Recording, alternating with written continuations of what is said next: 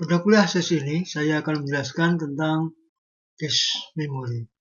Ada beberapa hal yang akan kita pelajari, yaitu tentang kenapa diperlukan cache memory, kemudian bagaimana cache memory diorganisasikan, kemudian bagaimana struktur dari cache memory, dan yang penting di sini adalah bagaimana data atau instruksi bisa ditemukan di dalam cache memory yang disebut dengan mapping function atau fungsi mapping. Yang berikutnya adalah tentang algoritma penggantian page atau algoritma penggantian blok pada cache memory. Yang terakhir adalah tentang write policy. Bagaimana kalau nanti ada perubahan data di dalam cache memory harus ditulis kembali ke memori aslinya. Oke, yang pertama tentang bagaimana apa yang menyebabkan kita memerlukan cache memory. Kalau kita lihat kembali pada struktur memori secara keseluruhan, maka posisi cache memory ini terletak pada antara prosesor, yaitu antara register dengan memori. Jadi kalau kita lihat kembali bahwa dari sisi kecepatan, main memory ini jauh lebih lambat dibandingkan dengan CPU atau prosesor, sehingga ada penurunan kinerja dari sisi prosesor kalau harus membaca data atau instruksi dari memori. Nah, maka bagaimana caranya supaya akses memori bisa dipercepat? Maka diperlukanlah satu memori cepat yang disebut dengan cache memory. Ini adalah tujuannya untuk meningkatkan kinerja dari bagaimana pembacaan instruksi dan data dari sistem memori. Jadi kemudian diberikan satu memori cepat yang terletak di antara CPU dan memori. Jadi secara fisik nanti mungkin tempatnya itu di dalam sistem atau dalam board, bisa juga dalam perkembangannya ini cache memory juga masuk di dalam CPU, di dalam prosesor. Oke, itu tentang kenapa ada cache memory yang ditambahkan dalam sistem komputer. Berikutnya, kalau kita lihat, tadi sudah dijelaskan, letaknya adalah antara CPU dan memori. Jadi secara organisasi, maka cache memory ini berada pada posisi di antara CPU dan memori. Kalau kita ingat kembali pada bagaimana instruksi dikerjakan, maka sebetulnya secara konsep dasar yang dibaca oleh CPU adalah instruksi atau data yang dari memori. Jadi waktu CPU mengirimkan permintaan, itu alamatnya itu menuju ke memori. Nah, tapi kalau itu langsung ke memori akan lambat, sehingga diperlukan satu memori cepat di tengah-tengah ini. Jadi kalau tadi yang diminta oleh CPU adalah satu instruksi, itu artinya dalam satu ukuran akses, yaitu satu word, yang kita sebut dengan word transfer. Nah, maka nanti pada saat cache memory harus diisi dari main memory, maka yang diisikan ke cache memory tidak hanya satu instruksi atau tidak hanya satu word, tapi beberapa word yang disebut dengan satu blok. Sehingga nanti dari sisi akses, nanti kalau ada permintaan dari CPU satu instruksi tertentu atau satu data tertentu, kalau nanti ada di cache memory, maka akan langsung bisa diberikan word yang diminta atau instruksi yang diminta. Tapi kalau tidak ada, maka nanti akan diambilkan dari main memory, tapi prosesnya cache memory akan mengcopy dulu sejumlah blok tertentu dari main memory, kemudian di-copy ke cache memory, baru yang diminta oleh CPU diberikan. Jadi prinsipnya semua permintaan nanti akan dilayani dari cache memory, tetapi pertama kali harus dicek dulu apakah ada tidak. Kalau tidak ada, harus mengcopy dulu dari memori.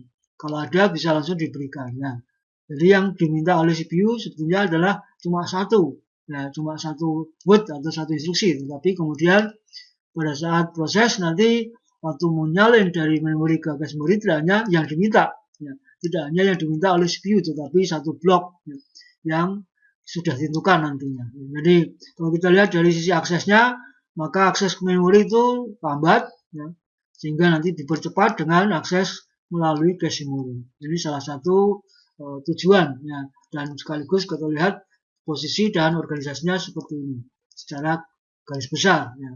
Nah, dalam perkembangannya maka cache memori ini bisa ditambahkan tidak hanya satu level, ada beberapa level. Umumnya pada CPU atau prosesor yang modern sekarang memiliki 3 level. Ya. Jadi level yang satu dinamakan yang dekat dengan CPU, kemudian ada level 2, kemudian ada level 3. Ya, umumnya sekarang seperti ini. Nah, ini juga terkaitan dengan kinerjanya, maka level 3 ini lebih lambat, level 2-nya lebih cepat, dan level 1 yang paling cepat. Ya, ini sehingga ini ukurannya juga begitu, ukurannya juga ini level 1 biasanya lebih kecil dari level 2, kemudian yang paling besar adalah level 3. Ini konfigurasi dari cache memori di dalam sistem memori. Jadi kalau kita ingat kembali bagaimana prosesor meminta atau membaca instruksi atau data dari memori, maka pertama akan dikirimkan alamat.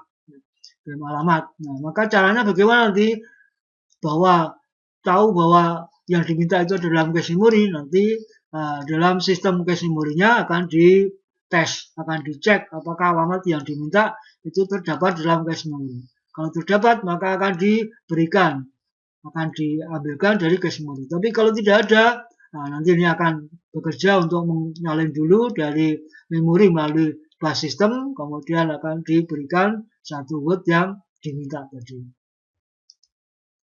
Nah, untuk memenuhi kriteria tadi, maka sistem cache memori akan dibuat menjadi ukuran blok. Ya, dibuat tidak hanya satu word, tetapi tadi sudah dijelaskan ukurannya adalah blok.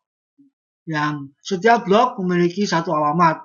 Nah, satu blok ini menempati satu line, satu alamat baris. Nah, maka nanti pada saat tadi akan menyalin dari memori itu sebesar ukuran satu blok. Misalkan satu bloknya itu 4 byte, misalkan 8 byte dan seterusnya. Ya, jadi nanti misalkan ukuran satu bloknya itu 4 byte, misalkan alamat 0 sampai 3, maka pada saat nanti disalin dari main memory ke cache memory itu sebesar atau sebanyak 4 byte.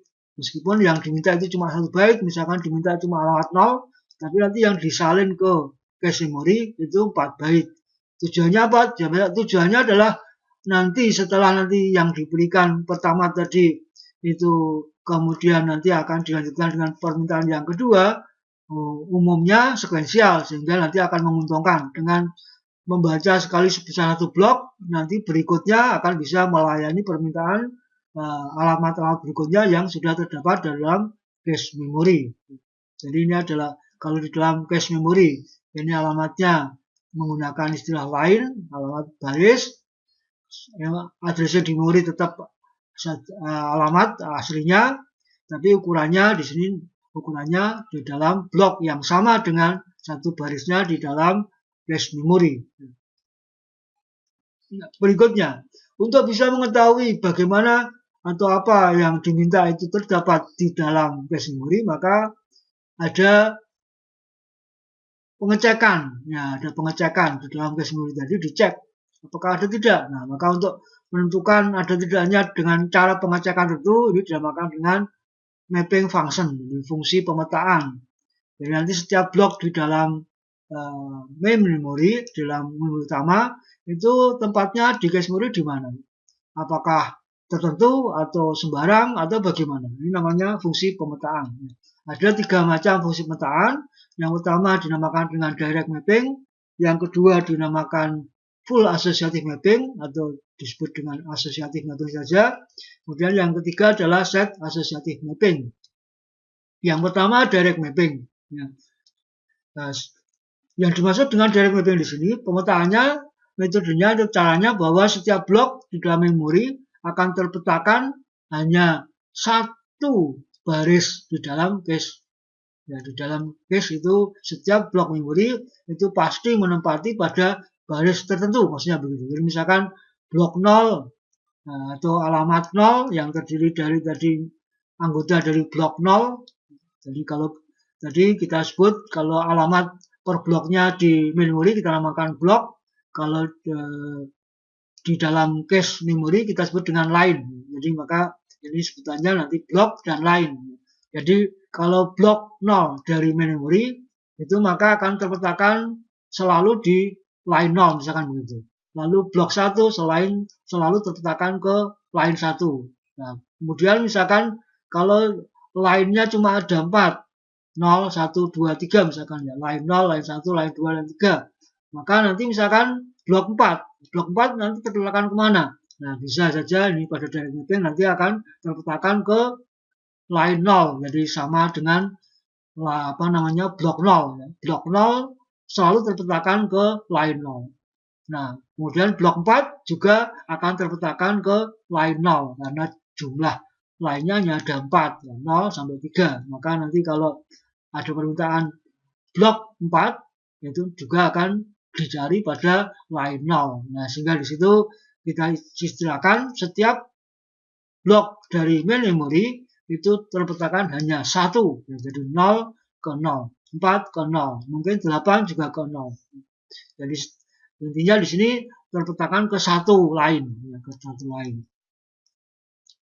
Nah, untuk itu maka bagaimana caranya supaya tahu bahwa suatu permintaan itu ada di dalam cache memory, maka permintaannya yang dikirimkan oleh CPU itu kan berupa alamat.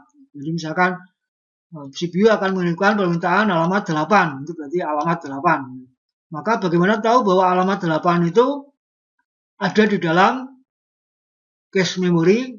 Saya contohkan tadi ada di line 0.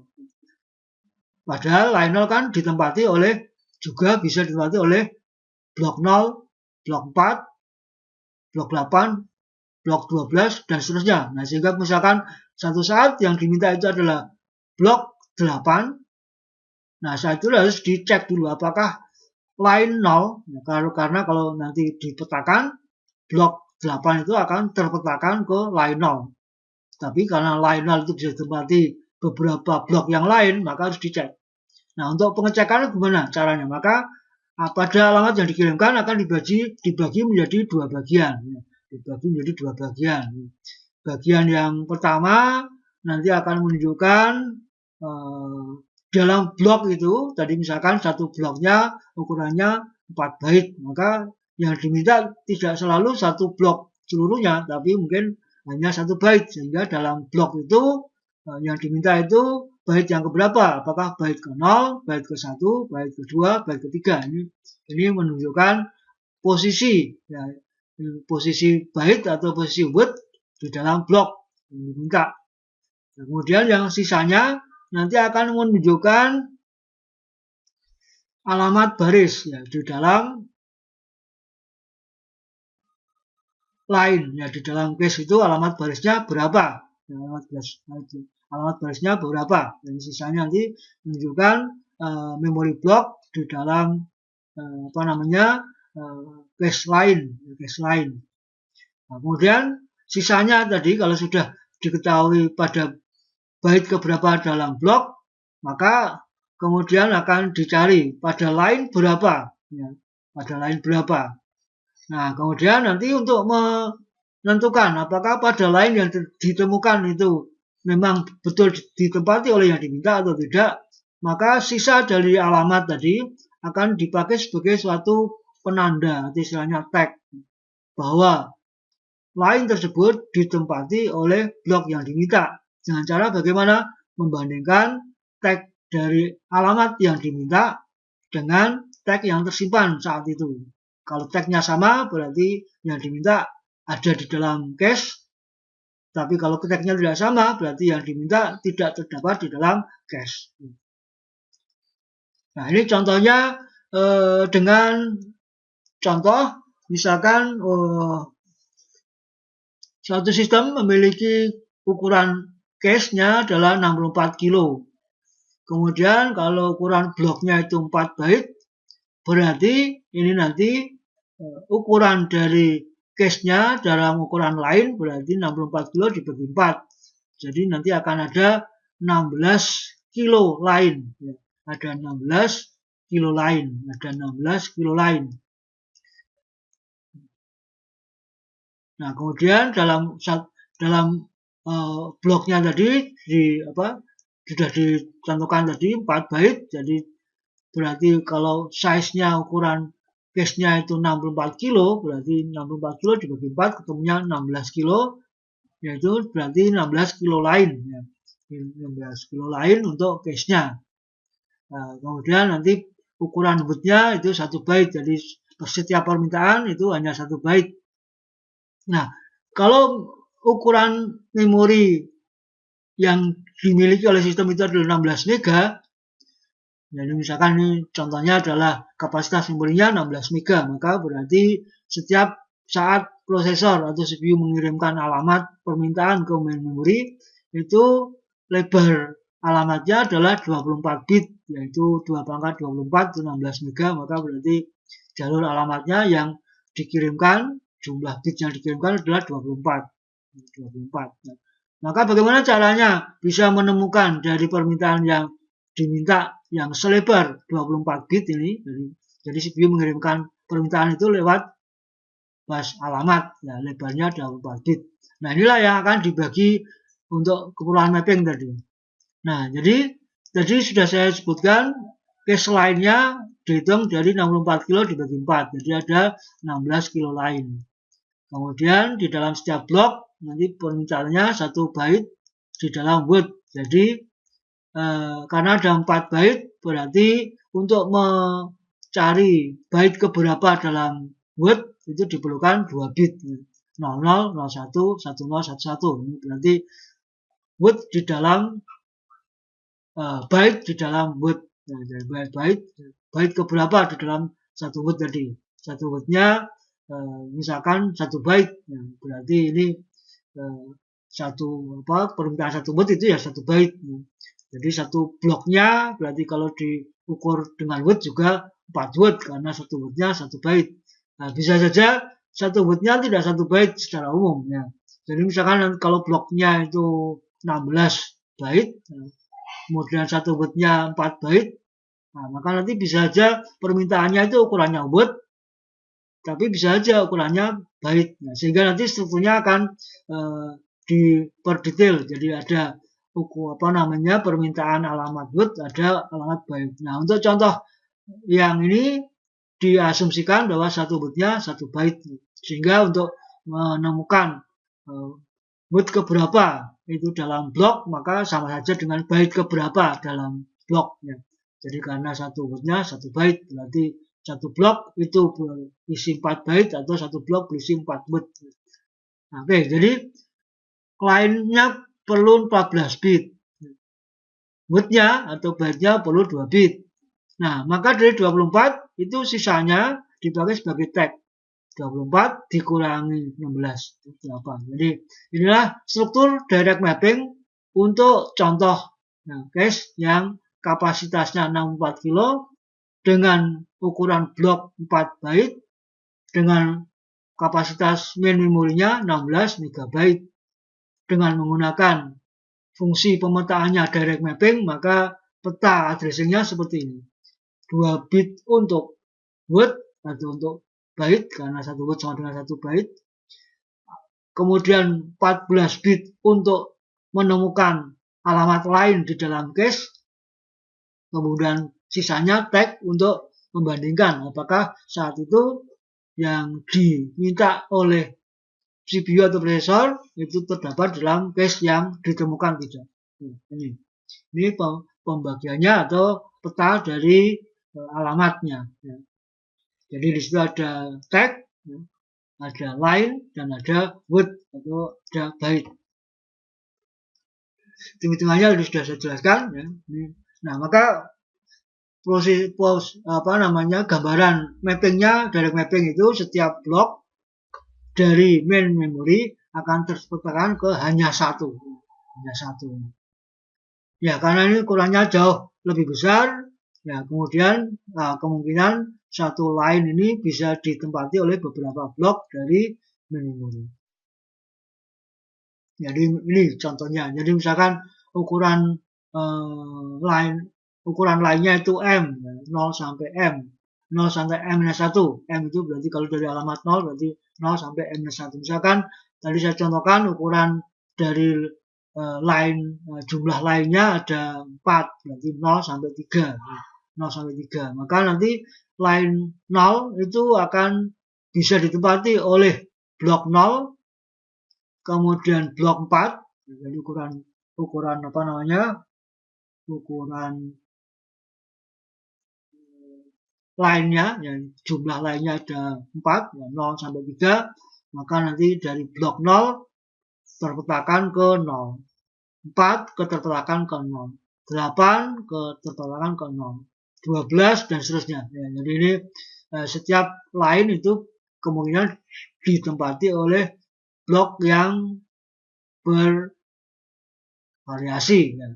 Ini kalau dihitung secara matematik ini modulo dari ukuran dari line, modulo 4. Jadi ini kalau 0 ke 0, kalau 4 ya modulo 4 berarti 4 modulo 4 nanti ketemunya 0 lagi. Begitu seterusnya. Ya ini apa namanya tabelnya. Nah, ini jadi secara operasional tadi ini contoh bagaimana ini organisasi dari mappingnya dan sekaligus ini cara kerjanya.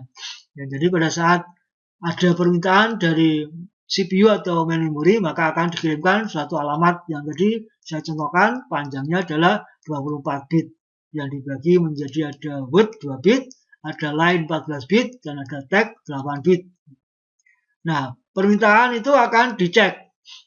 Pertama kali akan dicari line-nya dulu. Pertama kali akan dicari line. Line berapa? Misalkan ketemunya di line 3. Misalkan ya, line 3. Maka kemudian akan dibandingkan apakah tag yang tersimpan di dalam line 3 ini sama dengan tag dari alamat yang dikirimkan, yang diminta artinya. Ya. Kalau sama, maka dibaca yang permintaan word keberapa. Misalkan ini kan ukuran wordnya ada 4 byte atau ukuran bloknya. Nah, ini agak rancu ya. Jadi saya ulang lagi, ukuran bloknya 4 byte. Jadi nanti yang diminta itu byte keberapa di dalam blok. Ya, karena satu bloknya ukurannya ini 4 byte ya. Dan tadi dicontohkan ini satu wordnya 1 byte, maka ini byte dengan word ini sama ya, byte dengan word sama. Jadi permintaannya itu byte ke berapa ini? Misalkan permintaannya byte ke-2, ya, maka di sini kan isinya 10. 10 nanti ketemu berarti yang ini. Ya, jadi lainnya itu dikenakan pemetaan, kemudian dicek tagnya, kemudian baru diambil yang diminta. Ya. Itu kalau tagnya sama. Kalau nggak sama berarti namanya tidak ketemu, miss. Kalau ketemu istilahnya hit, kalau tidak ketemu miss.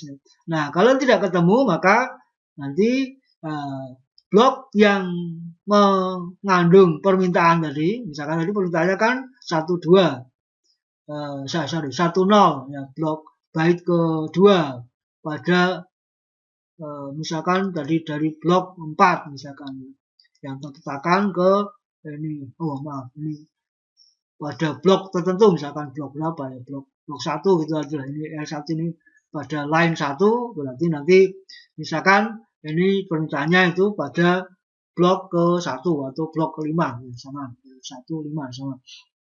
Nah, maka nanti kalau misalkan saat itu ditempati oleh dari blok 1 pada yang diminta itu dari blok 5 ya berarti kan tidak ketemu. Nah, kalau tidak ketemu maka ini akan dibaca.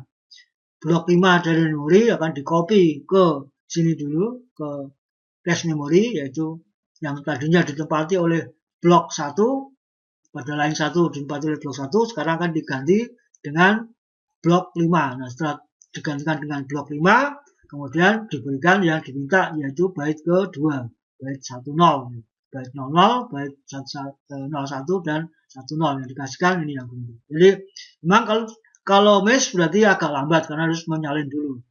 Tapi kalau hit ketemu langsung diberikan. Nah, inilah mekanisme direct mapping dengan organisasinya dan cara kerjanya. Nah, kemudian kita lihat ini ada contoh misalkan ya. Jadi contoh yang tadi dengan ukuran memori yang 16 MB tadi, panjang alamatnya adalah 24 bit dalam biner 24 bit. Nah, kemudian ukuran bloknya tadi 4 byte. Nah, maka ini dalam case-nya itu ukuran lainnya 4 byte. Ini dalam notasi hexa ya. Jadi ini 4 byte itu ada 6 digit 8 digit hexa ya. Jadi misalkan alamat line 0 ini data untuk dari blok 0, alamat 00 yang 13, alamat 01 yang 57, alamat 92 yang alamat 2 yang 92, alamat 3-nya yang 46. Kemudian ini line 1 berarti kan ditempati oleh dari blok 1. Ya, begitu seterusnya. Ya. Nah, contohnya ini. Contohnya ini misalkan posisinya seperti ini. Maka pada memori aslinya misalkan isinya seperti ini. Nah, kemudian diminta CPU akan memberikan alamat tertentu untuk membaca memori yang ini misalkan ya. Nah, ini kalau dibaca secara hexa itu 16339C kalau dibaca hexa. Kalau binarnya ini panjang ini ya. Ini binarnya seperti ini, kalau dibaca hexanya ini 16339C. Nah, pada saat CPU mengirimkan alamat itu ke permintaan ke main memory, maka akan dicek. Ngeceknya gimana? Nanti seperti tadi, ini akan dipecah menjadi 8 bit untuk tag, 14 bit untuk line, dan 2 bit untuk apa namanya, untuk word atau untuk byte. Ya. Jadi kalau kita lihat, ini yang diminta alamat 2 bit terakhir itu 00. Maksudnya pada word ke 00 atau pada byte ke 00. Sekali lagi 1 byte sama dengan 1 word tadi. 1 wordnya 1 byte, maka ini antara byte dengan wordnya sama. Yaitu pada posisi byte ke, ya, alamat byte-nya ke 00. Ya. Alamat byte-nya ke 00. Jadi ini 16339C. Ini byte terakhirnya 00. Ya. Itu. Nah, kemudian pada permintaan alamat ini kalau dibaca 14 bit dari posisi setelah 2 bit ke kiri ini kita ambil 14 bit, maka akan ketemunya itu adalah 0CE7. Silakan dihitung sendiri. Baca dalam hexa, nanti akan ketemu 0CE7. Berarti ini harus dicek. Jadi pada saat diminta alamat 16339C, maka nanti akan terpetakan ke alamat lain dalam case itu 0C7. Maka di alamat 0C7 ini akan dilihat apakah tagnya berisi sama dengan tag yang diminta. Yang tadi sudah disebutkan ini kalau dibaca dalam hexa 16. Jadi 8 bitnya itu ini terbaca 16. Jadi tagnya 16. Jadi permintaannya itu tagnya 16. Yang tersimpan juga tagnya 16. Artinya bahwa pada saat itu diminta alamat 16339C itu data yang diminta itu terdapat di dalam cache memory. Jadi berarti hit ya, berarti ketemu karena tagnya sama. Ketemu pada line tertentu, kemudian tagnya dibandingkan. Kalau tagnya sama berarti ketemu. Nah, bisa jadi ini kalau tagnya isinya 00, berarti kan tidak sama dengan yang diminta. Nah, kalau tidak sama, nah nanti prosesnya akan di-copy dulu ini ke sini, kemudian tagnya diubah menjadi 16, kemudian baru dikasihkan yang data 98. Kalau yang diminta 98, itu yang byte terakhir yang diminta. Ya. Nah, itulah mekanismenya. Nah, ini adalah direct mapping. Jadi, langsung ketemu line, kemudian dibandingkan tag, kemudian kalau ketemu, kalau sama, langsung diambil yang diminta. Byte ke berapa? Byte ke 00, atau byte ke 01, atau byte ke 10, atau byte ke 11. Oke, ini adalah contoh direct mapping. Ya, direct mapping.